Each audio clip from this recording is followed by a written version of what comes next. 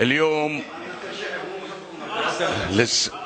اليوم يعني للسنة الخامسة على التوالي كل أشكال الانتهاكات ما زالت مستمرة بالبحرين، بالرغم من توصيات الدكتور بسيوني. وقف جلالة الملك وأقر فيها ولا تنفذ منها شيء.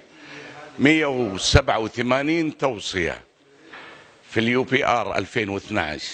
المجتمع الدولي يناشد السلطة في البحرين، ولليوم الحال أسوأ في البحرين، وبالتالي قادة يعتقلون قسرا ويسجنون. ليست هناك أدنى قواعد للمحاكمات العادلة في البحرين.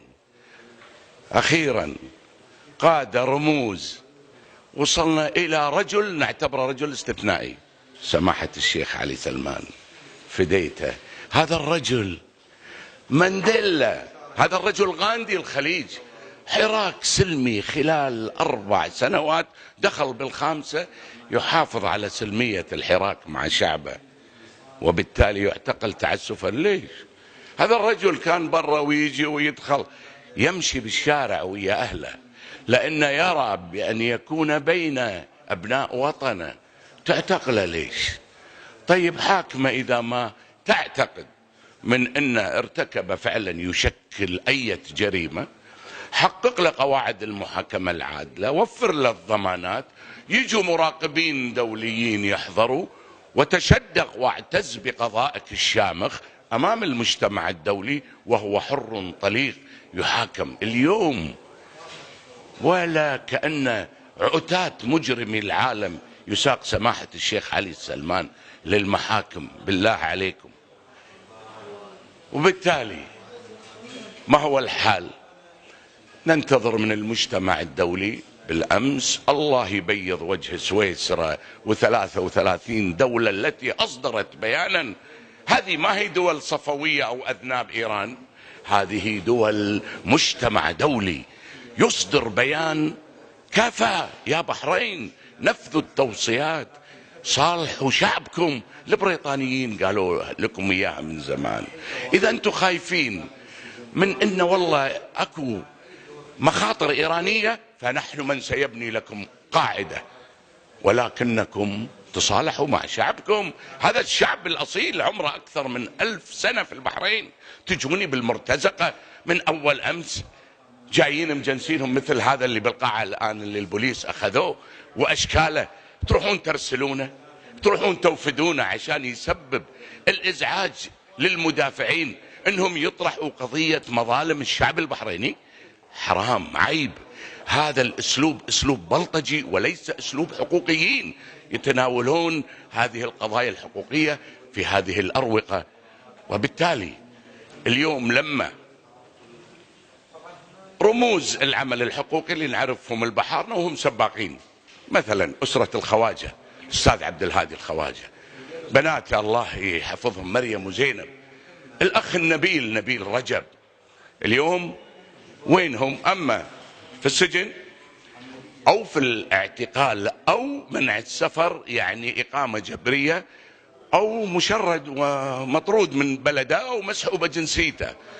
إذا الدور يقع علينا نحن، حقوقيين دوليين، برلمانيين خليجيين، آمنا بوحدة الهدف والمصير. لابد من أن نناصر شعبنا، أهلنا. نتفاجأ حكومة البحرين ترسل عن طريق الخارجية خطاب شكوى نائب في البرلمان الكويتي ورئيس منظمة دولية تعمل هنا في سويسرا ويتكلم هذا الكلام، يرسلوا في شكوى لحكومة دولة الكويت. أزعجنا هذا الإنسان. حكومة دولة الكويت من باب مجاملة الخليجيين وعيال العمومة قدمة للقضاء. سويتوا فينا وسويتوا في دول الخليج، قلناها ب2011. أنتم يا البحرين ستسودوا صفحة حقوق الإنسان في الخليج، وهذا ما تم اليوم. وبالتالي المجتمع الدولي يجب عليه أن يترك المصالح والمعايير المزدوجة، وأن يلتفت للأساس اللي من أجله أنشئت هذه المنظمات بعد الحرب العالمية الثانية والدمار اللي الحل بالعالم، وكل ما حل، وبالتالي جئنا في ميثاق متحدة وإعلان عالمي، وجينا بعهدين دوليين. اللي ما بيفهم فهموه يا مجتمع دولي، فهموه كيف يتعامل مع بني البشر. هذا ما هو مطلوب من المجتمع الدولي.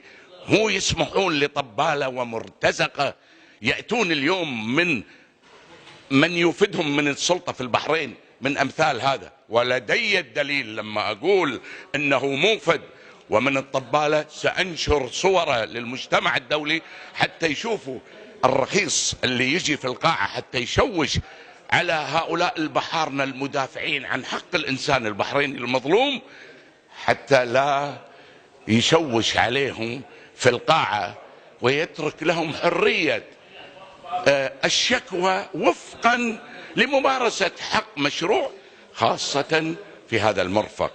هذا ما سنعريه وسنبين للمجتمع الدولي. بدأنا فيه واليوم وسنكمل في قادم الأيام إن شاء الله.